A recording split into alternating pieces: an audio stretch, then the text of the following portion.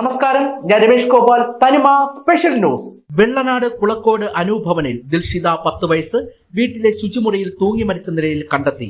ഇളയ കുട്ടിയുമായി കളിക്കുകയായിരുന്നു. ഇതിനിടയിലാണ് ശുചിമുറിയിൽ കയറി കുട്ടി വാതിൽ അടച്ചത് എന്ന് പറയുന്നു. മുകളിലേക്ക് കയറിപ്പോയ കുട്ടിയെ കാണാത്തതിനെ തുടർന്ന് അപ്പൂപ്പൻ അന്വേഷിച്ചപ്പോഴാണ് തൂങ്ങിയ നിലയിൽ കണ്ടത്. വീട്ടിൽ ഈ സമയം അപ്പൂപ്പനും അമ്മൂമ്മയും മാത്രമാണ് ഉണ്ടായിരുന്നത്. അമ്മ ക്ഷേത്രത്തിൽ പോയിരിക്കുകയായിരുന്നു. കുടുംബ പ്രശ്നങ്ങൾ കാരണം അച്ഛനുമായി അകന്നു കഴിയുകയാണ്. ആര്യനാട് പോലീസ് സ്ഥലത്തെത്തി മേൽ നടപടികൾ സ്വീകരിച്ചു. മൃതദേഹം ഇപ്പോൾ വെള്ളനാട് ആശുപത്രിയിലാണ്. ഉറിയാക്കോട് വിശ്വദർശിനി സ്കൂളിലെ 4ാം ക്ലാസ് വിദ്യാർത്ഥിനിയാണ് ദിൽഷിത. വെള്ളനാട് ബ്ലോക്ക് പഞ്ചായത്ത് പ്രസിഡന്റാണ്. എൻ്റെ ബ്ലോക്ക് ഡിവിഷനിൽപ്പെട്ട കുളക്കോട് വാർഡിൽ ശ്രീകുട്ടിയുടെയും മകേഷിൻ്റെയും മകളായ ജാനകി എന്ന് വിളിക്കുന്ന വെള്ളനാട് ഉറിയാക്കോട് വിശ്വദർശിനി സ്കൂളിൽ 5ാം ക്ലാസ്സിൽ പഠിക്കുന്ന ദിൽഷിത എന്ന കുട്ടി മരണപ്പെട്ട വാർത്ത വളരെ ഞെട്ടലോടെയാണ് ഞാൻ കേട്ടത്.